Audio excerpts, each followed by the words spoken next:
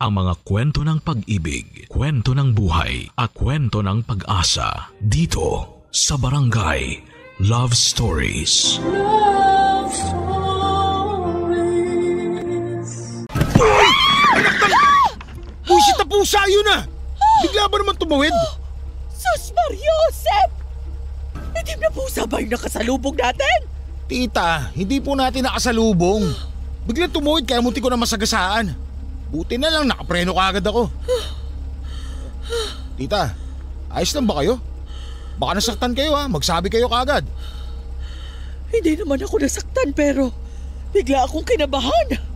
Masamang pangitain yung may makasalubong na itim na pusa sa biyahe. May masama raw na mangyayari. Raw, kaya ibig sabihin, sabi-sabi lang. Huwag nga kayo nagpapaniwala sa mga ganon, tita. Tinatakot nyo lang sarili nyo eh. Kung malas yung tingin nyo sa itim na pusa, kawawa naman yung hayop. Kasi hindi naman nun ginusto na maging kulay itim yung balahibo niya. Nasasabi mo yan kasi hindi ka naniniwala sa mga pamahiin. Pero paano kung totoo yun?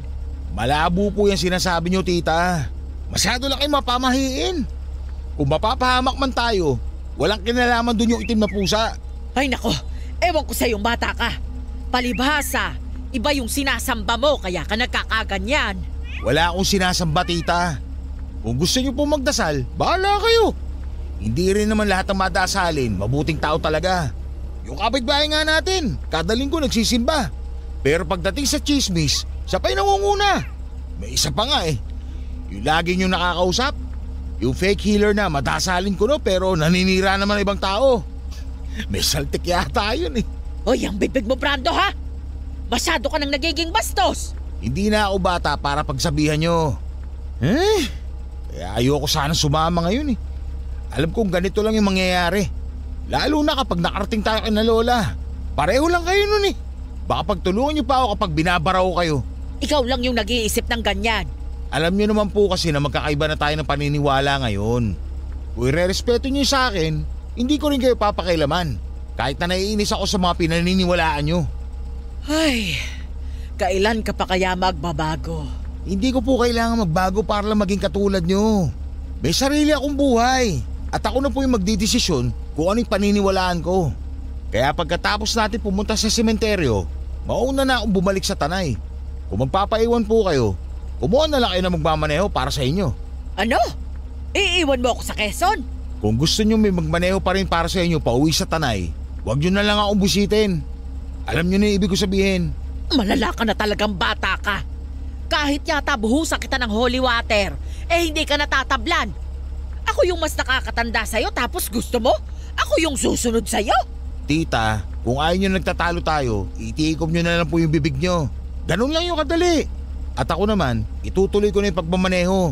Kasi kanina pa tayo nakahinto. Sayang yung oras. Malayo-layo na sana yung natakbo nitong kotse kung hindi tayo nag-aksaya ng oras sa pagtatalo sa wala namang kwentang bagay. Ay, mabuti pa nga. May pakiusap lang sana ako sa'yo pagdating natin sa bahay ng lola mo. Ano na naman yan, tita? Kung ako, nababastos mo ng ganyan, sana naman, pigilan mo yung sarili mo na magsalita ng kung ano-ano kay nanay. Matanda na siya, baka atakihin pa sa puso kapag nagalit ang sobra. Mas relihiyosa siya sa akin. Kaya pakiusap lang, umayos ka sa pagsagot-sagot mo sa kanya. Makapagsalita kayo para namang napakasama akong tao. Ay pero masama yung tabas ng dila mo. Yun ang ibig kong sabihin. Kaya kung hindi mo kayang irespeto ang paniniwala ko, kahit magpanggap ka na lang kapag kaharap mo si nanay. Sige, susubukan ko. Pero hindi ko kaya mangako, tita. Kilala niyo naman ako. Kapag may narinig ako na hindi ko nagustuhan, sinasabi ko talaga ng harapan.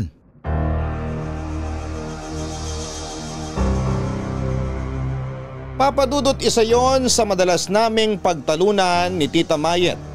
Bukod kasi sa isa akong non-believer, hindi rin ako nagpapaniwala sa mga pamahiin ng mga matatanda.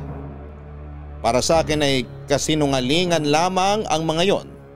At tinatakot lang ng mga kabalbalan na yon ang mga tao para sa walang kwentang dahilan. Nung makarating kami sa bahay ni Lola ay ikinuwento agad ni Tita Mayet ang tungkol sa nangyari sa biyahe. Gaya ng inaasahan ko ay nagkasundo silang dalawa na parehong mapamahiin.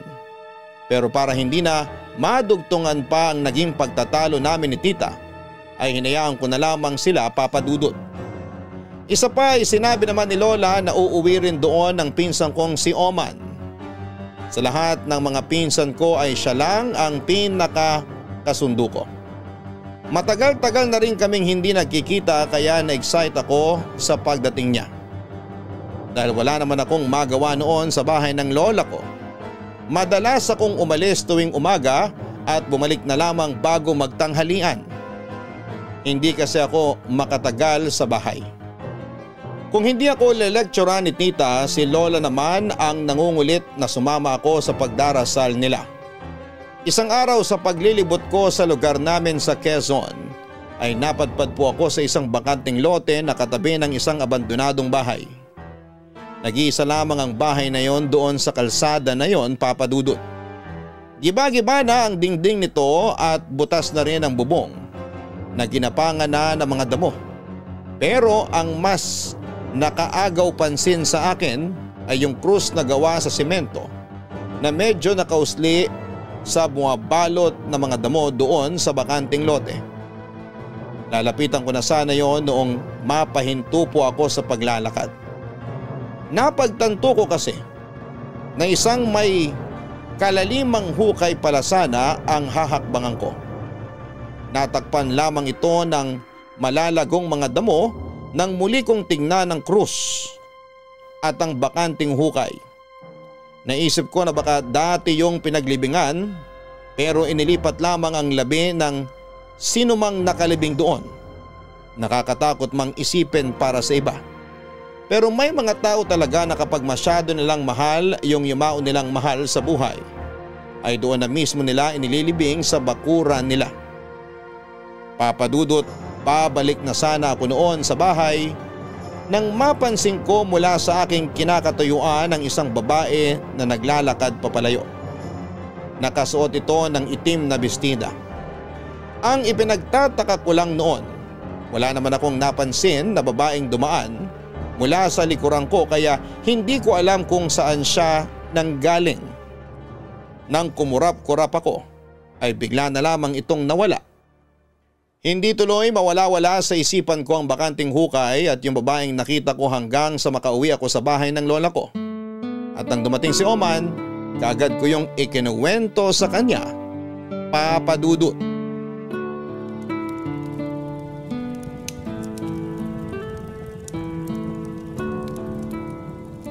Alam mo Insan, ito talaga yung namiss ko rito sa probinsya. Yung nakatambay sa labas ng bahay tapos may siga sa harapan natin. Alak na lang kulang. Sige, bumili ka kung kaya mo. Tignan ko lang kung hindi ka paghahampasin ni Lola ng walis tingting. Yun na nga eh. KJ sina Lola at Tita Mayet. Hayaan mo na. Mga nagkakaedad na kasi kaya pagpasensyahan na lang natin. Ano pa nga ba? Nga pala, kumusta trabaho mo sa Rizal? Wala namang bago. Mga patay pa rin naman ang nakakaharap ko.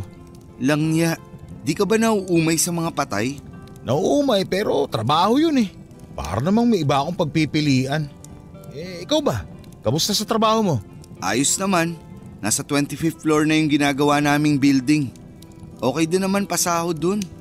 Pero kapag tatanga-tanga ka sa trabaho, maaga ka talagang paglalamayan. Ingat ka. Ayoko mag-imbalsa mo ng kamag-anak ko. Tsaka tandaan mo, walang nabibiling pangalawang buhay sa palengke. Alam ko naman yun. Pero minsan talaga, hindi naiiwasan yung aksidente kapag oras ng trabaho. Ano yun? Lah, parang may dumaan. Ha? Wala naman ah. Hindi, may nakita talaga ako. Kaso ang bilis eh. Baka naman guni-guni mo lang yun. Alam mo ikaw, parang ang si Tita Mahit. Hilig yung takutin sarili nyo. Gagi, mag-uundas na kaya. Malapit na pista ng mga patay. Patay na nga sila, di ba?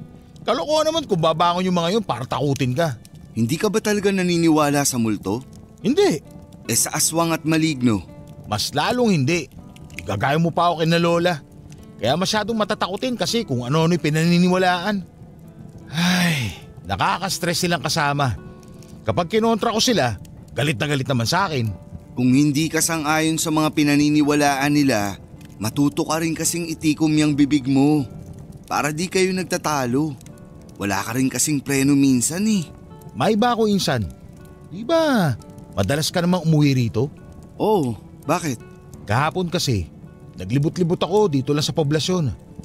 Naalala mo yung madalas nating kuhaan ng bayabas nung high school pa tayo? Ah, oo. Pero di na ako pumupunta ron. Kahit malalaki na yung mga bunga ng bayabas. Nakakatakot naman kasi yung abandonadong bahay sa tapat nun. Tapos yung katabing lote, dating pinaglibingan nung may-ari. Kilala mo ba kung sino yung inilibing doon? Hindi. Nalaman ko lang sa kakilala ko na yung may-ari pala ng bahay yung inilibing doon. Lakas nga ng trip eh. Sa tabi pa mismo ng bahay. Parang ayaw iwanan yung lupa niya. Buti na lang wala silang kapitbahay. Kundi maglalayasan mga yun. Ikaw ba naman may kapitbahay na puntod eh. Parang ang hirap makatulog pag ganun. Kung ako yun, baka tambayan ko pa. Hindi ako takot sa mga ganyan. Saka kung totoo man yung mga multo-multo na yan, di sana noon pa ako nakakita. Sa punerarya ako nagtatrabaho. Minsan inaabot pa ako ng gabi ron. May pagkakataon pa nga na mag-isa lang ako habang nag-iimbalsa mo ng patay. Yabang neto. Hintayin mo lang, may magpapakita rin sa'yo. Kung may magpapakita man sa akin, sana malaki yung hinaharap saka matambok ang likuran. Diretso ka agad sa kwarto pag ganun. Sira ulo. Narinig mo yun? Gagi, kinikilabutan na ako. Pasok na kaya tayo sa bahay. Naduwag ka na naman. Sabi kasi ni Lola, kapag umaalulong daw yung aso, ibig sabihin daw may nakikita yung nakakaibang nilalang. Pwedeng multo o pwede rin... Kung hindi multo, baka aswang na yung meron dito. Tara na! Papa Dudut, natawa na lamang ako noon sa pagiging matatakotin ng pinsan kong si Oman. May pagkapasaway siya at sakit din sa ulo ng mga magulang niya noong high school pa lamang kaming dalawa. Pero may ganong side talaga siya. Madalas kong tawanan ng pagiging matatakotin niya dahil kahit simpleng kaluskos lang sa dilim ay kinakabahan na si Oman. Tungkol naman sa bakanting hukay na kinakatakutan ng pinsan ko ay mas naging interesado ako sa kwento ng dating nakalibing doon. Kung bakit doon piniling ilibing ang katawan nito noong mamatay at kung bakit inalis sa bakanting lote ang bangkay nito matapos ang ilang buwan. Marami pa kasing naikwento noon sa akin si Oman na nalaman niya lang din sa mga kakilala niya. Hindi ko alam kung totoo ang mga yon pero wala na rin naman akong ibang pwedeng pagtanungan. Kung si Tita Mayet naman ang tatanungin ko, siguradong hahaluan na naman niya yon ng kung ano-anong mga may kinalaman sa relihiyon.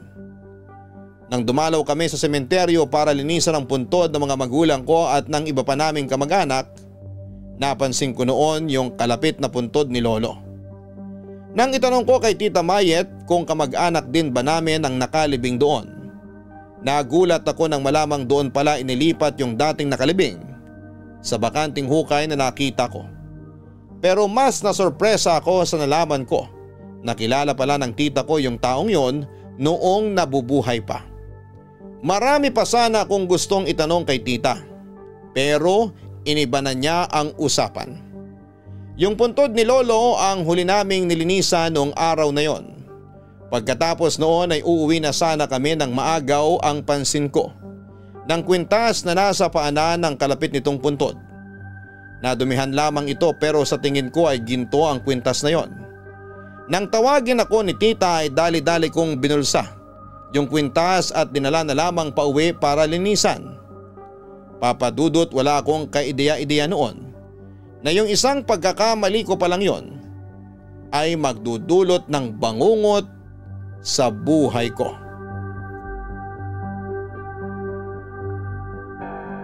Papa Dudut, hindi ko maunawaan kung bakit gano'n na lamang ako ka-invested sa nakalibing sa kalapit na puntod ni Lolo. Sigurado naman ako na hindi namin ito kamag-anak dahil kung sakali man ay matagal na sanang nasabi sa akin ni tita ang tungkol doon. Pero bukod sa alam ko na yung may-ari ng abandonadong bahay ang nakalibing sa puntod na yon, ay wala na akong ibang alam. Tuwing nagtatanong naman ako sa tita ko ay kapansin-pansin ang pag-iwas niya. Hindi naman ako nag-isip ng kung ano dahil baka natatakot lamang siya na pag-usapan ang tungkol sa isang patay na hindi naman namin kaano-ano. Walang nakaalam ng tungkol sa kwintas na nakuha ko sa puntod. Nilinisan ko ito at nakumpirmang ginto nga ang kwintas na nakuha ko matapos kong ipatingin sa isang sanglaan.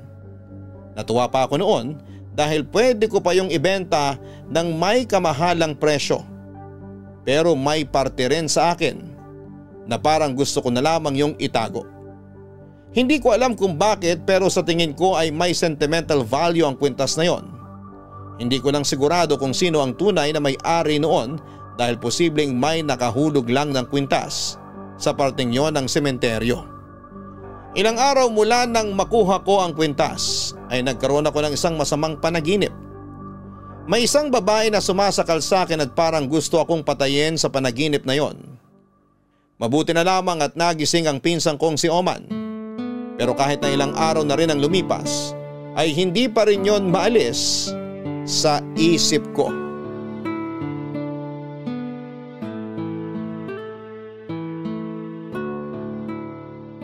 Para saan ba yung krus na nakasabit sa pinto nitong kwarto?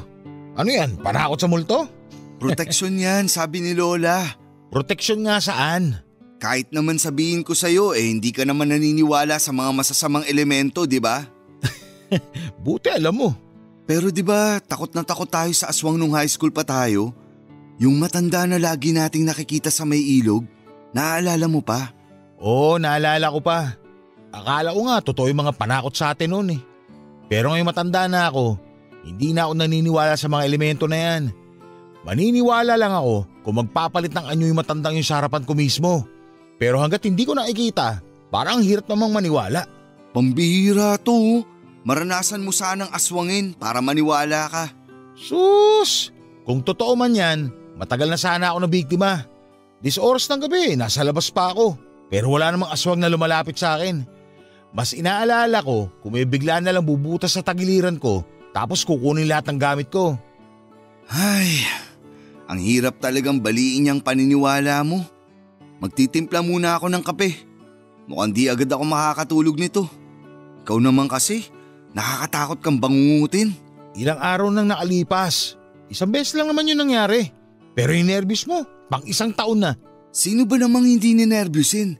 Hindi ka na makahinga nung ginigising kita. Ano ba kasing napanaginipan mo nun? Wala yun. Hindi ko na nga maalala eh. Teka, akala ko ba magtitimpla ka ng kape? Nagbago na isip ko. Bigla ako natakot pumunta ng mag-isa dun sa kusina. Tulog pa naman na sina Lola. Pakiramdam ko kasi lagi may sumusunod sa akin o kaya may nakatitig sa akin kapag mag-isa lang ako. Alam ka namang samahan pa kita. Para kang bata o matakot.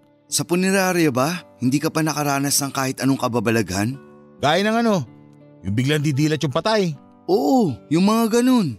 May mga ganung pagkakataon pero may paliwanag naman kami ron. Minsan kasi may mga namamatay ng nakadilat tapos hinahayaan na lang ng pamilya. Kapag hindi nila naipikit yun bago pa kunin ng punerarya at tumagal ng nakadilat yung bangkay, hindi nasasara yun ng basta ipipikit mo lang. Naranasan ko yun nung first time ko pa lang sa pag-iimbalsa. May isinara akong mata tapos may ginawa lang ako sandali. Pagbalik ko, nakadilat na ulit. Doon ako unang beses nakaramdam ng takot kasi bukod sa matanda na yung namatay, humpak pa yung magkabilang pisngi tapos ang lalim na ng mga mata. Isipin mo, nakadilat yun tapos nakaharap pa sa'yo. Grabe, nakakatakot pala talaga magtrabaho sa punerarya. Sa una lang yun, pero kapag nasanay ka na, matatawa ka na lang din sa nangyayari. Paano naman yung mga patay na pero biglang gumalaw? Normal din ba yun? Hindi. Imposibleng mangyari na gumalaw pa ang isang taong patay na. Ah, ganun? Pero may nangyari ng ganun habang nag-iimbalsa ka? Yung biglang gumalaw yung patay? Oo. Talaga? Anong ginawa mo? Wala. Alam nga naman kumaripas ako ng takbo. Pero bakit kaya gumalaw yun? Nagpaparamdam siguro. Baka nakalimutan magpaalam sa mahal niya sa buhay. Walang iya. Kung ako nasa posisyon mo, hindi ko kakayanin yun. Uuwi talaga ako. Patay na yon. Hindi na yung babangon para lumakad at manakot gaya ng iniisip mo. Pero may mga pagkakataon talaga na gumagalaw yung patay. Yun pag malakas ang daloy ng formalin sa mga ugat. Ano, okay na? Ikaw kasi, ang bilis mong matakot. Kahit ano pang paliwanag mo, nakakatakot pa rin talaga.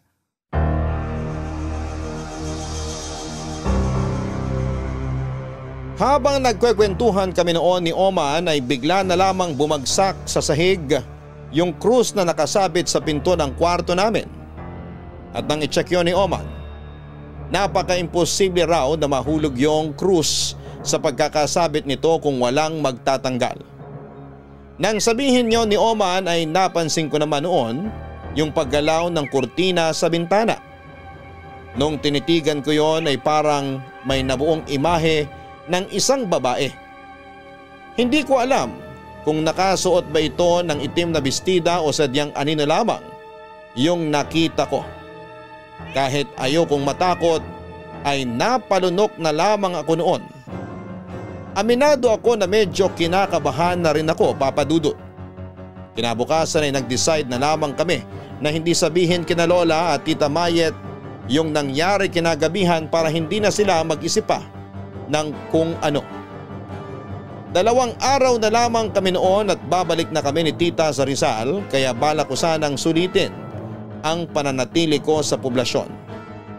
Nung araw na yon ay may pinuntahan si Oman kaya ako lang ulit ang mag-isang umalis ng bahay. May mga araw na gusto ko sanang itodo ang paglilibot. Pero hindi naman kami makapunta sa ibang lugar dahil mas gusto ni Lola na magkakasama kami. Ang kaso, nakakainip kasi sa bahay kaya umalis pa rin kami ng pinsan ko. Kaya lang ay hindi kami makalayo dahil kailangan naming bumalik kapag oras na ng pananghalian o ng hapunan. Balak ko sanang maligo sa ilog noong araw na yon pero bago pa ako makarating doon, nakasalubong ko yung matandang napagkamalan ni Oma na aswang sa lugar namin. Aaminin ko na medyo kinabahan ako noon sa pagtitig ng matanda. At ang hindi ko inaasahan, Papa Dudut, ay nung kwelyuhan ako ng matandang lalaki na yon at nanlilisik ang mga mata. Binalaan niya ako tungkol sa kwintas na kinuha ko sa isang puntod sa sementeryo. Oh, gising ka na pala. Magkape ka na. Nakabili ako ng pandesal sa naglalako kanina. Kainin mo na habang mainit pa. Si Oman po. Nagja-jogging sa labas. Kanina pa yun umalis. Aayain ka nga raw sana pero masyadong mahimbing yung tulog mo eh. Ganun po ba? Tita, may tatanong sana ako sa'yo. Ano yon? Yung matanda po na nakatira banda ro sa may ilog. Kilala niyo po ba yun? Nakikita na namin yun nung high school pa kami ni Oman. Pero hindi ko na nausisa kung sino talaga siya. Ano bang itsura? Baka kasi iba yung matukoy ko. Mahaba yung buhok tapos mahaba rin yung balbas. Mas maliit siya sa akin. Mga hanggang balikat ko lang yung taas niya. Sa mukha naman… May nunal ba siya sa kaliwang pisngi? Teka, nunal? Oo, naalala ko na. Meron nga. May sinabi ba siya sa'yo? Wala naman. Bakit tita?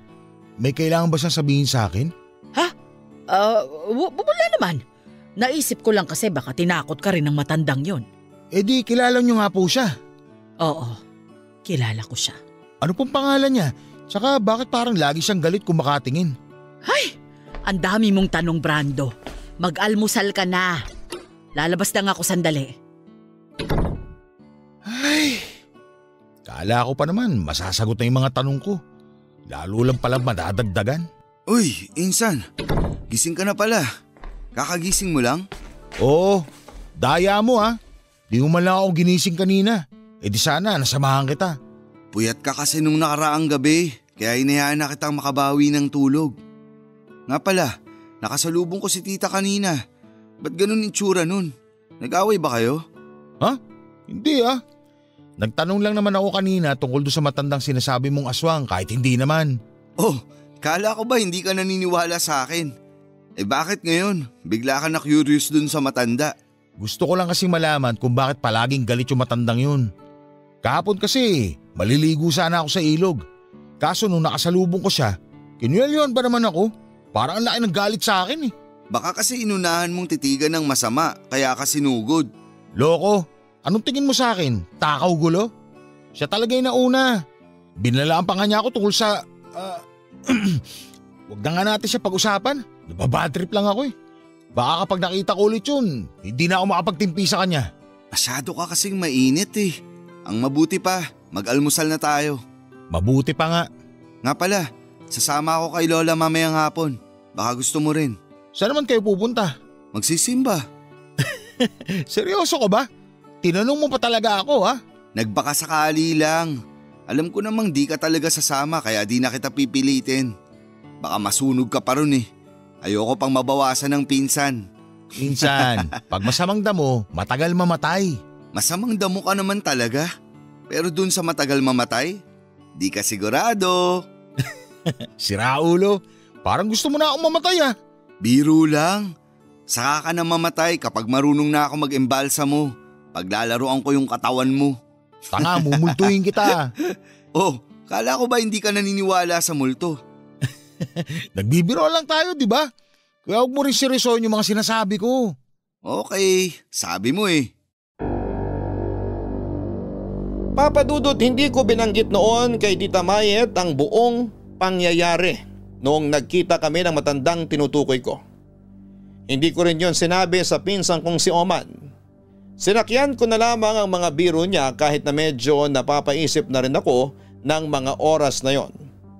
Noong nakita ko kasi yung matanda ay binangungot ulit ako kinagabihan. Kung hindi lang ako noon nahulog sa kama ay hindi pa ako magigising. Sa panaginip ko ay meron na namang babae. Pero sa ikalawang pagkakataon na napanaginipan ko siya ay mas naging agresibo na siya. Sinasakal niya ako noon at dinudukot ang mga mata ko habang nakapikit ako. Mula noon ay hindi na nawala sa isipan ko ang babaeng yon. Sumasakit na lamang talaga yung ulo ko tuwing iniisip ko kung sino siya at bakit niya ako ginugulo sa mga panaginip ko. Pagsapit ng hapon, inaapoy na ako ng lagnat at yon ang naging dahilan. Kaya hindi kami natuloy ni Tita Mayet sa pagbalik sa Rizal. Inabot kasi ng mahigit 1 linggo yung trangkaso ko. Hirap na hirap din akong makatulog noon dahil sa masamang panaginip na paulit-ulit na gumugulo sa akin. At tuwing gising naman ako, nagpaparamdam sa akin yung babae. Nagpapakita siya na nakatayo sa may bintana ng kwarto namin. Nakatitig siya sa akin tapos ay bigla na lamang nawawala. Minsan naman kapag nakakaidlip ako, bigla na lang akong magigising dahil sa malamig na bagay na dumadampi sa mga paa ko. Doon ako binalot ng takot dahil hindi na basta-basta yung nangyayari sa akin noong panahong yon. Sa tagal ko na kasing nagtatrabaho sa punerarya, ni minsan talaga ay hindi pa ako nakakita ng multo. Kaya yon pa lamang ang unang pagkakataon na nakakita ako ng ganon. Mula nang magparamdam sa akin ang kaluluwa ng isang babae na hindi ko naman kilala, hindi na ako natahimik. Takot na akong matulog noon sa pangambang babangungutin ulit ako at hindi na magigising pa. Pero kahit na gising ako, nararamdaman ko pa rin ang pagpaparamdam ng kaluluwang yon at hindi ko alam noon kung kailan ako nito lulubayan. Papadudot, bukod sa masasamang panaginip, nakaranas na rin ako ng kababalaghan sa bahay ni Lola. Kung noon ay wala akong takot na lumalabas ng kwarto namin para kumuha ng inuming tubig sa kusina.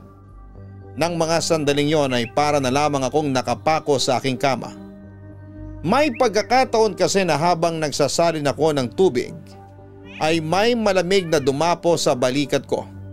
At pagkatapos noon ay bigla na lang bumagsak yung hawak kong baso kahit na mahigpit ang pagkakahawak ko roon.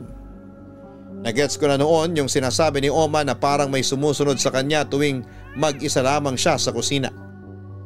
Nang gabing medyo buwaba na yung lagnat ko ay lumabas ulit ako ng kwarto para magtungo naman sa banyo.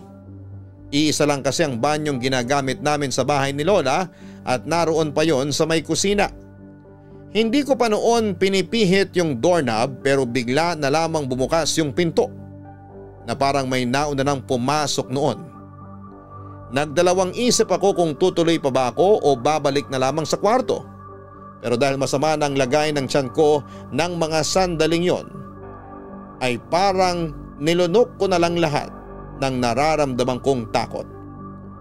Noong palabas na sana ako ng banyo ay bigla na lamang namatay yung ilaw. Madilim yung banyo at may kaunting liwanag lang na nanggagaling sa bintana. Noong tumingala ako para tingnan ang bintana ay may nakita akong bata. Purong puti ang mga mata at nakangiti na halos tatawa na. Pinigilan kong mapasigaw ng mga oras na yon, pero ramdam ko na ang matinding takot. Dali-dali na lamang akong lumabas ng banyo at walang lingon-lingon na dumiretso sa kwarto namin ni Oman. Nang tignan ko yung pinsang ko ay napakahimbing pa rin ang tulog niya. Gusto ko sana siyang gisingin pero nahiya na ako noon dahil baka sabihin niya na nilalamo na ako ng kaduwagan. Papadudot, hindi pa roon natapos ang kababalaghang naranasan ko sa bahay ni Lola. May isang gabi pa na nagising ako na may babaeng nakaupo sa may paanan ng kamang kinahihigaan ko. Pero ang hindi ko noon makakalimutan ay yung napansin kong itim na marka sa lieg nito, Papadudot. Tol, anong nangyari? Bakit ka sumisigaw? May babae! May babae sa paanan ng kama ko, man! Nakita ko siya kanina! Ha? Uy, Tol, di magandang biro yan ha. Kinikilabutan ako. Hindi ako nagbibiro! Nakita ko kanina yung babae! May sugat siya sa leg tapos nakatingin siya sa akin! Ano? Seryoso ka ba? Siya rin yung babae nagpapakita sa panaginip ko na sumasakal sa akin at gusto akong patayin! Gagi, Tol. Nakakatakot na talaga yung mga sinasabi mo. Matagal mo na bang napapanaginipan yun? Oo! Mula nung bumisita tayo sa puntod ni Lolo. Naulit yun nung makita ko yung matanda sa may tabing ilog. Ha? Anong connect nun? Pambihira. Kung tatagal pa tayo rito, mauuna pa akong mabaliw kaysa sa'yo dahil sa mga nangyayari. Ano nangyari? May narinig akong sumigaw ah! Sino yon? Si Brando po, tita. May nakita raw siyang babae kanina sa may paanan ng kama niya tapos nakatitig sa kanya. Ano? Totoo ba yun, Brando? Totoo po, tita. Diyos ko! Bakit naman may magpapakita sa'yo rito? Sandali. Sinong naglagay nitong upuan sa paanan ng kama mo? Nandyan na po talaga yan nang magising kami kanina, tita. Hindi po kami ni Brando naglagay niyan dyan. Ano ba meron sa upuan na yan? Hindi kayo dapat naglalagay ng bakanting upuan sa tabi o kahit sa paanan ng kama habang natutulog.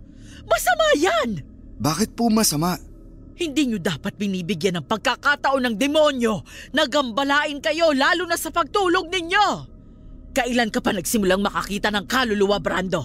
Mula nung nanggaling tayo sa sementeryo. Tapos nasundan pa yun nung nakita ko yung matandang sinasabi ko sa inyo. Ay, kailangan tong malaman ng lola mo. Tita, wag na. Baka kung ano na naman ipagawa sa akin ni Lola. Hanggang kailan mo ba paninindigan yung baluktot mong paniniwala? Ha? Kaya ka nagkakaganyan kasi kasalanan mo rin. Ngayon, paano ka namin tutulungan kung sarado pa rin yung utak mo? Tita, wag na po kayo magtalo. Pag-usapan nyo na lang po yan bukas. Mabuti pa nga. Sumasakit lang yung ulo ko dyan sa pinsan mo. Ay, bantayan mo na lang si Brando. Kapag binangungot uli, dasalan mo para magbago ang isip niya kahit kaunti. Kung nakakatakot yung nangyari sa'yo, mas nakakatakot magalit si tita. Winokoutan na nga tayo eh. Nag-alala na sa'yo kanina. Naudlot pa dahil dyan sa pagmamatigas mo. Isa ka pa eh. Anong gusto mong gawin ko? Magdasal? Ano akala mo ron? Gamot na magpapawala nito nangyayari sa akin? Yan ka na naman eh. Siyempre kahit anong sabihin ko, mamasamain mo.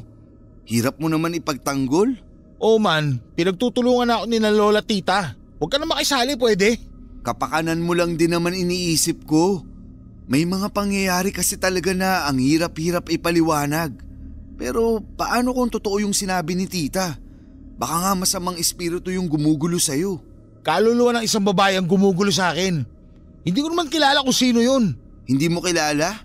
Eh bakit nagpapakita sa'yo? Mamaya, isa pala yun sa mga babaeng pinaiyak mo. Pinaiyak? Wala nga lumalapit sa akin. Hindi ko nga alam pero parang nandidiri yung mga babaeng pinupormahan ko kapag nalalaman nila kung anong trabaho ko. Baka naman natatakot. Nadidiri o natatakot, isa lang ang ibig sabihin nun. Ayaw nila sa akin. Pero nakakapagtaka talaga kung sino yung nagpaparamdam sa'yo. Hindi kaya may nagambala kang puntod nung pumunta tayo sa sementeryo? Papadudot na paisip ako sa tanong na yon ni Oman. Wala naman akong ibang puntod na binibisita maliban sa mga kamag-anak namin at sa mga magulang ko. Kung ang tinutukoy niya yung bakanting hukay na nakita ko ay wala namang nakalibing doon noong puntahan ko yon, marami akong hindi maintindihan. Marami akong mga tanong noon na gustong masagot pero pakiramdam ko ay wala naman talagang makakatulong sa akin. Tungkol naman sa pamahiing sinabi ni Tita Mayet, masama raw maglagay ng bakanting upuan sa tabi o sa paanan ng kama dahil may uupo raw na demonyo o masamang espiritu doon na maaaring dumalaw sa panaginip ng taong binabantayan nito. Minsan pa nga raw, ito rin ang nagiging sanhi ng sleep paralysis. Nakakatawa mang isipin na masama palang maglagay ng bakanting upuan sa tabi ng kama ay medyo napaisip din ako noon. Hindi lang kasi isang beses na nangyari ang masamang panaginip ko na gumugulo sa isipan ko. May isang pagkakataon pa na nagising ako na hindi ko maigalaw ang katawan ko pero alam kong gising ako noon. Habang pinipilit kong bumangon parang may mahinang boses na bumubulong sa akin ng mga sandaling yon. Hindi ko yon maintindihan pero kinilabutan ako. Lalo na noong naramdaman ko na parang hindi na ako nag-iisa sa kama. Ipinikit ko na lamang ang mga mata ko noon at nagpanggap na wala akong napapansin sa paligid ko.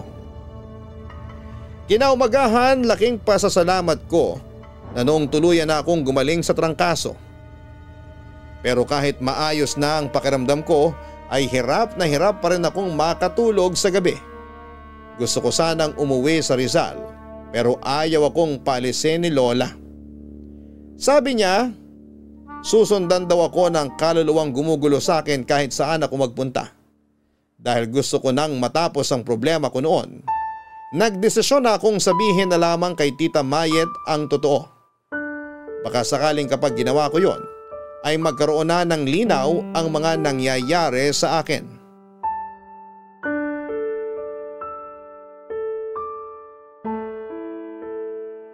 Ano? Gusto mo nang bumalik sa Tanay? Gustong gusto ko nang umuwi, tita. Kailangan na rin ako sa trabaho ko. Paano tayo makakauwi kung ganyan yung nangyayari sa'yo? Ano ba talagang gusto niyong gawin ko? Hindi ko nga kayo maintindihan kung bakit ayaw niyo ako paalisin dito eh. Hindi niyo rin naman mapipigilan yung pagsunod ng kaluluwa sa akin, di ba? Pakiramdam ko nga, may hindi kayo sinasabi sa akin. Ikaw yung may hindi sinasabi sa akin, Brando. Anong sinasabi niyo? Alam ko na may ginawa kang kalokohan kaya nangyayari sa'yo yan. Ngayon pa lang, magsabi ka na ng totoo. Wala akong ginawa, tita. Ay sige, magsinungaling ka pa. Ay, sige na, sasabihin ko na. Nung pumunta tayo sa sementeryo, may nakita ako sa tabi ng isang puntod. Anong nakita mo? May nakita akong kwintas doon sa may puntod. Tapos inuwi ko. Ano? Matutuyuan ako ng dugo sa iyong bata ka! Pasensya na kung ngayon ko lang nasabi yung tukol sa kwintas. Alam ko naman kasi kung ano magiging reaksyon yun ni Lola. Ano ka ba naman? Hindi ka na bata para magtago pa ng ganyang kalokohan. Gusto kong makita yung kwintas. Kailangan mo yung ibalik sa pinagkunan mo. Hindi ka dapat kumukuha ng gamit ng isang taong patay na. Nandun lang naman sa gilid ng puntod yung kwintas eh. Pwedeng minakaiwan lang nun. Kaya hindi natin masasabi na nakalibing yung kwintas kasama nung bangkay. Mangangatwirang ka pa talaga? Nasaan yung kwintas na kinuha mo? Akin na! Ay, sandali lang tita. Kukunin ko lang sa bulsa ko. Gusto ko talaga ipakita sa inyo to eh. Eto po. Sus Mariosep! Sa puntod mo ba nakuha ito? Sabi ko nga po, nasa may gilid lang. Puro lupa pa nga yun nung nakita ko. Nilinisan ko lang. Imposible! Ano pong imposible? kay Katrina tong kwintas na to. At sa pagkakaalala ko, isinama lahat ng mga gamit niya noong inilibing siya. Walang itinira kahit isa. Ha? Lahat ng gamit niya isinama sa libing? Parang hindi naman kapanipaniwala yun. Pero teka, paano niyo nalaman na yung Katrina yung may-ari ng kwintas na yan, tita? Sa pagkakasabi niyo kasi, parang sigurado na kayo eh. Hindi ko makakalimutan tong kwintas na to. Dahil nakita ko to, nasuot niya nung araw bago siya mamatay. Bakit ba siya namatay? Sa reaksyon niyo, parang masyado masalimot yung pagkawala niya. Parang takot na takot kayo. Dahil hindi basta-basta yung naging pagkamatay ni Katrina. Nagpakamatay siya. Nagbigti siya. Suot itong kwintas na to. Ha? Seryoso ba kayo? At bakit naman ako magbibiro sa ganitong bagay, ha? Hindi mo dapat kinuha ito. Kailangan maibalik sa puntod ni Katrina itong kwintas. Pero paano yan napunta sa ibabaw ng puntod kung isinama yan sa libing? Posibleng may nagtabi ng kwintas na to at ibinaon lang sa gilid ng puntod niya. Tapos naulanan kaya lumitaw yung kwintas? Ayos ah. Ako pa talaga yung unang nakakita. Hindi mo to kukunin kung hindi naglikot ang utak mo doon sa bakanting hukay kung saan unang inilibing yung bangkay niya. Teka nga tita, sino ba kasi yung Katrina na yun? Anong koneksyon niya sa pamilya natin? Kamag-anak ba natin siya? Hindi natin siya kamag-anak. Pero malaki yung koneksyon niya sa pamilya natin. Lalo na sa tatay mo. Papadudot na tigilan ako sa sinabi ni tita na may kinalaman sa yumao kong ama ang babaeng may-ari ng kwintas na nakuha ko sa sementeryo. Dahil sa curiosity ko noon ay napilitan ng magkwento si Tita Mayet. Doon ko lang nalaman na yung Katrina palang tinutukoy niya ang unang asawa ng tatay ko. Noong hiwalayan niya ito para panagutan ng nanay ko ay hindi raw nito natanggap yon at nagpa siyang magpatiwakal na lamang. Tungkol naman sa kwintas na nakuha ko sa may puntod nito, tatay ko raw ang nagregalo noon sa una niyang asawa. Doon ko lang lubos na naunawaan kung bakit sa akin nagpapakita ang kaluluwa ni Katrina. Sa unang pagkakataon ay naniwala ako sa mga pamahiin ni tita. Binalik ko ang kwintas kung saan ko ito mismo nakuha. Ibinaong ko yon sa lupa at medyo nilaliman yung hukay para wala nang iba pang makakuha. Humingi na rin ako ng paumanhin sa puntod ni Katrina. Parang nabunutan ako ng tinik matapos kong ibalik ang kwintas sa pinagkunang ko nito. Hindi naman kasi talaga yon para sa akin, para itago ko pa at hindi sabihin kina Tita Mayet na ako ang nakakuha. Papadudot, nagbabalak na kaming bumalik noon sa Rizal sa pag-aakalang maayos na ang lahat. Akala ko kasi kapag naibalik ko na yung kwintas ay hindi na muli pang magpapakita at manggugulo sa akin ang kaluluwa ng unang asawa ng tatay ko. Pero hindi ganoon ang nangyari, o mas tama sigurong sabihin na mas malala pa yung nangyari matapos kong ibalik yung kwintas sa puntod. Kung nung una ay kaluluwa lamang ni Katrina ang nakikita at nagiging laman ng panaginip ko, nagtaka ko nung may isa pang kaluluwa na nagpaparamdam sa akin. Isang batang babae at doon lang ito nagpaparamdam sa bahay ni Lola. Naalala ko noong nakaranas ako ng kababalaghan sa banyo. Yung batang nakita ko ay pareho sa kaluluwang gumugulo noon sa akin. Kaya naman tuwing gabi ay hindi na kami naghihiwalay pa ng higaan ni Oman. Magkatabi na lamang kami sa kama ko para wala nang matirang espasyo. Inalis na rin namin yung bakanting upuan sa kwarto at nilagyan naman ng mga unan yung kama ni Oman. Pero isang araw, pagsapit ng hating gabi, pareho kaming nalimpungatan nung bigla na lamang bumukas yung pinto ng kwarto namin. Dahan-dahan lang yon at sinundan pa ng mahihinang mga yabag na parang may batang naglalakad. Dahil nakatalukbong kami ng kumot ay hindi namin nakikita kung ano ba talaga ang tila pumasok sa kwarto namin, Papadudot. Pero kahit na anong tago namin at pagpapatay mali siya sa nangyayaring kababalaghan sa bahay ni Lola. Sinubukan pa rin ito ang tapang naming dalawa.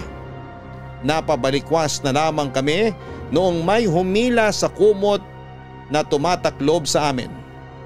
Kasunod noon, may malamig kaming naramdaman sa talampakan na parabang may humawak doon at sinundan pa yon ng paglalangit-ngit ng kama kahit na hindi naman kami gumagalaw ng mga sandaling yon.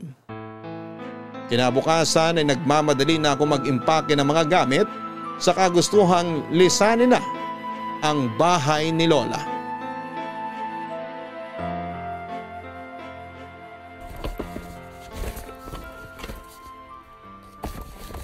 Anong ginagawa mo? Bakit nag-e-empake ka na ng mga gamit? Tita, babalik na po ako sa Rizal. Gusto ko na umuwi. Gusto mong umalis? Sige, bahala ka sa buhay mo. Pero kapag may nangyari ulit sa'yo, wala ka ng tulong na makukuha mula sa amin. Binagawa ba kayo para matigil yung nangyayari sa akin? Wala naman, di ba? Kasi nagmamatigas ka pa rin hanggang ngayon. Kahit pa bendisyonan pa namin tong buong bahay, wala pa rin mangyayari kung ikaw mismo yung umaakit sa masamang espiritu. Pinuksan mo yung pinto para sa kanila. Ano ba akala nyo? Dasal na lang palagi yung solusyon sa lahat ng problema? Ganun ba kalakas ang dasal para ibenta nyo sa akin ng ganyan? Oo! Makapangyarihan ang dasal. Pero hindi mo alam yon kasi hindi ka naman naniniwala. Palibhasa, puro ka demonyohan na lang ang laman ng utak mo. Kaya tama lang siguro na guluhin ka ng masasamang espiritu. Mas mabuti pa nga kung kunin ka na rin nila. O ano? Hindi ka makapagsalita. Bakit ka umupo sa kama? Ituloy mo ang pag-iimpake mo. Akala mo ba ikaw lang yung may kakayahang sumuko? Kami rin, Brando. Lalo na ako. Sawang-sawa na ako sa katigasan ng ulo mo at ng puso mo. Huwag mong isisi sa Diyos kung bakit namatay yung mga magulang mo. Kasi hindi yun makatwiran. Nagkaganito lang naman ako kasi naramdaman ko na wala akong pwedeng kapitan. Sobrang sakit nung nawala si na mama at papa. Sinisisi ko lahat para mabawasan yung bigat na nararamdaman ko. Sa dami ba naman ng masamang tao sa mundo? Bakit sila pa? Bakit sila pa yung nawala? Hindi na natin maibabalik yung buhay ng mga magulang mo. Walang may kasalanan sa nangyari. Wala kang dapat sisihin. Ang kailangan mong gawin, tanggapin na hanggang doon na lang ang buhay nila. Lahat naman tayo darating sa puntong kailangan na rin nating magpaalam sa mga mahal natin sa buhay. Doon din ang punta nating lahat. Pero habang nandito pa tayo, simulan na nating bawasan yung bigat na dala natin. Alam kong nahihirapan ka at nasasaktan ka pa rin hanggang ngayon. Pero hindi ka naman nag-iisa. Nandito pa kami. Pwede mo kaming kapitan. Tita, sorry ah. Pasensya na kayo kung naging sakit pa ako sa ulo nyo dahil sa ugali kong to. Ay, hinihintay ko lang naman na humingi ka ng tulong sa akin eh. Hayaan mo na kami ng lola mo. May pamilya ka pa. Nandito pa kami. Ay, pag-usapan natin yung nangyayari sa'yo. Nasabi sa akin ni Oman na may nagpaparamdam pa rin sa'yo. Totoo ba yun? Opo, meron pa rin. Bakit ganun? Saka yung matanda nakita ko sa ilog, sino ba siya? Baka nga may kinalaman din siya rito. Kasi alam niya na kinuha ko yung kwintas sa puntod ng Katrina. Ay, siya ang tatay ni Katrina. Siya rin yung nagbaon ng kwintas sa gilid ng puntod ng anak niya. Nakausap ko siya kahapon at sinabi niya na nakita ka niya nung kinuha mo yung kwintas. Pero tita, sino yung bata? Bata? Anong bata? Bukod doon sa dating asawa ni Papa, may bata nagpapakita sa akin dito sa bahay ni Lola. Babae tita. Sa CR, sa kwarto. Hindi ko maintindihan kung bakit siya nagpapakita sa akin. Wala na akong ibang nilapitang puntod nung pumunta tayo sa sementeryo. Kaya sigurado ko na wala akong atraso sa batang yun. Sino ba siya? Mukhang alam ko na, Brando, kung sino yung tinutukoy mo. Napapadudot na laman ko kay tita na yung bata pala na nagpapakita at nagpaparamdam sa akin ay pinsan namin ni Oman. Doon daw ito mismo namatay sa bahay ni Lola. Wala naman daw itong sakit pero kinabukasan ay nakita na lamang ni na Lola na wala ng buhay sa kama na noon ay saktong tinutulugan ko. Muntik na akong mapamura nung nalaman kong may namatay na pala sa kamang ipinaggamit sa akin ni Lola. Pero dahil nangyari na yung nangyari ay hindi na lamang ako nagalit sa kanya. Pero ang hindi ko maintindihan noon ay kung bakit sa akin lang nagpapakita ang kaluluwa ng batang pinsan ko. Nagpaparamdam din naman ito kay Oman pero hindi kasing lala ng sa akin. Hanggang sa kausapin na nga ako ni Lola ng masinsinan. Pinag-usapan namin yung galit ko. Lahat ng hinanakit ko kaya nawala ang pananampalataya ko sa Diyos. Doon sinabi ni Lola na baka raw yon ang tamang panahon para magbalik loob ako. Sabi noon ni Lola, lapitin daw ng masasamang espiritu at kung ano-ano pang elemento ang mga taong mahina ang pananampalataya. At nangyari na nga yon sa akin. Nakalimot ako o mas tamang sabihin na pinili kong makalimot dahil sa galit na itinanim ko noon. Sa unang pagkakataon ay nakinig ako kina Lola at Tita Mayet. Bago kami tumulak pabalik sa Rizal ay sumama ako sa kanila para magsimba. Sa loob ng ilang taon ay iyon lamang ang unang beses na ginawa ko yon. Doon ko napagtanto na nakagagaan pala talaga ng kalooban. Pagkatapos ng misa, sa totoo lang ay na-miss ko yung ganong pakiramdam. Bakit ganyan kumakatingin sa akin? Pinapakiramdaman lang kita kung ikaw ba talaga yung kasama namin. Baka kasi mamaya sinanibang ka na ng ibang kaluluwa. May salti ka talaga, no? Uy, wala ah. Nakakapanibago ka lang talaga. Huwag mo na kasi banggitin. Para ka naman tanga eh. Pinapamukha mo pa kung gaano ako kasama dati. Makadati ka naman. Masama ka pa rin naman kahapon. Sira. Ngayon ka lang nagsimba, di ba? Kaya ngayon pa lang yung simula ng pagiging mabait mo. Bahala ka. Isipin mo na lang yung gusto mong isipin. Basta okay na ako ngayon. Pinaalis ba naman ni Father yung masamang espiritong dumapo sa'yo eh? Kapag narinig ka ni tita, yari ka ron. Kalalabas lang ng simbahan eh. Gumagawa ka na naman ng kasalanan. Sorry naman. Natutuwa lang kasi ako. Tsaka hindi pa rin makapaniwala na nakakasama ka na namin sa pagsimba. Tagal din nun ha. Bigat eh, malala ngayon si Satanas. Dami mong alam. Nasaan na ba si na tita? Tagal ah. May kinakausap pa sila ni Lola. Maghintay na lang tayo rito. Excited ka lang kumain sa labas eh. Siyempre naman. Minsan lang mangyari yun. Umay na kaya ako sa mga pagkain sa kantin dun sa pinagtatrabahuan namin. Magkakapakpak at buntot na kami ron kakakarne. Sosyal nyo nga eh. Pakarne-karne na lang. Samantalang ako, nagbabaon lang ng dilata. Minsan lang ako bumili ng lutong ulam. May karinderya ba malapit sa punerarya? Oo, meron sa tapat. Talaga? Alam ko yung iniisip mo. Hindi naman totoo na sa punerarya sila kumukuha ng niluluto nila. Ano yung mga yun? Cannibal? May nabasa kasi akong ganun eh. Kaya tuwing kumakain ako sa mga karinderya, tinitingnan ko muna kung may malapit na punerarya. Running ka lang. Mas alalahanin mo kung malinis yung mga pagkain na bibili mo. Pero tol, may tanong ako. Ano na naman yan? Tungkol na naman ba sa punerarya? Medyo. Paano mo kinakayang kumain sa loob ng punerarya? Sanay na nga, di ba? Kaya kong lulukin yung kinakain ko. Kahit kaharap ko pa yung mga iniimbalsa mo ko. Grabe, tibay ng sikmura mo. Hindi ko pipiliin yung ganung trabaho kung hindi kailangan. Sabi ko nga. O ano, may tatanong ka pa? Wala na, kota na ako sa mga nalaman ko sa trabaho mo. Kala ko may gusto ko pang malaman eh. Palumpalo pa naman ako sumagot. May isa pa pala akong tanong. Paano kung magka-jowa ka tapos mahal na mahal mo na pero gusto niya magpalit ka ng trabaho?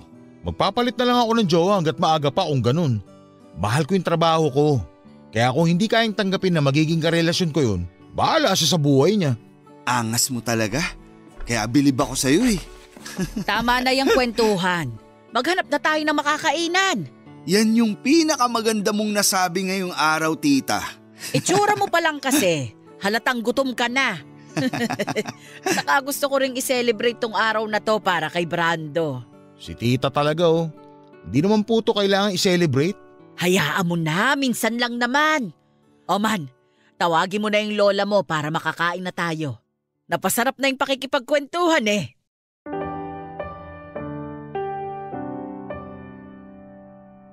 Papa Dudut, kung hindi pa ako noon nakaranas ng kababalaghan ay hindi pa manunumbalik ang pananampalataya ko sa Diyos. Nakakatakot pala talaga kapag pinaglaruan ka ng kadiliman. Kaya naman mula noong araw na yon, hindi man ako palaging nakakasimba ay hindi naman ako nakakalimot na magdasal. Pinabindisyonan ni Lola ang bahay niya para wala ng kaluluwa pang gumambala roon. At bago kami bumalik ni Tita sa Rizal, dumaan muna kami sa sementeryo para magpaalam sa puntod ng mga magulang ko. Nang makauwi kami ay napakagaan na ng kalooban ko. Para akong nabunutan ng tinik sa dibdib dahil sa mga nangyari. Pero aaminin ko na hindi ko talaga makakalimutan yung nangyari sa akin noong umuwi kami sa Quezon Province. Ang huling balita ko doon sa loteng may bakanting hukay, may nakabili na raw nito at pinatabunan na yung hukay para sa safety ng bagong may-ari. Pinagiba daw yung bahay doon at pinatayuan ng bago, saka nila pinabindisyonan. Sa ngayon ay patuloy pa rin ako nagtatrabaho sa punerarya. Pero hindi na ako kagaya ng dati na laging kontra sa mga paniniwala ni tita. Nagkakasundo na kaming dalawa at parang anak na rin talaga ang turing niya sa akin. Kaya naramdaman ko na meron naman pala akong maituturing na pamilya. Hanggang dito na lamang po ang kwento ko at sana po kahit papaano ay nakapaghatid ito ng aral sa mga nakikinig ngayon. Maraming salamat po sa pagbabahagi ng kwento ko, Papa Dudut, at sa lahat po ng mga bumubuo ng Barangay LS. God bless po sa inyong lahat. Ang inyong forever kapuso at kabarangay, Brando. Mga kabarangay, ang takot na nararanasan natin sa buhay ay dapat na hinaharap at hindi tinatakasan. Minsan naman may galit tayo sa puso na kinikimkim natin ng matagal na mas nagpapabigat sa ating buhay kahit ano pang gawin natin para mapagaan ito. Pagpapatawad at pagtanggap. Yan ang natutunan ng ating sender ngayong araw. At nang tuluyan na niyang natanggap na wala na ang kanyang mga magulang at walang may kasalanan sa pagkawala nila. Nanumbalik na rin ang kanyang pananampalataya na napakahalaga ngayon.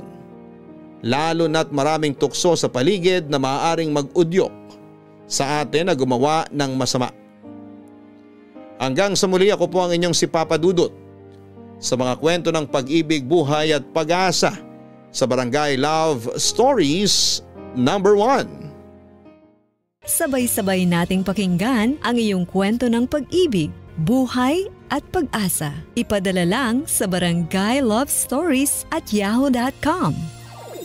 Nagustuhan ng iyong napakinggan? Ituloy yan via live stream sa www.gmanetwork.com/radio.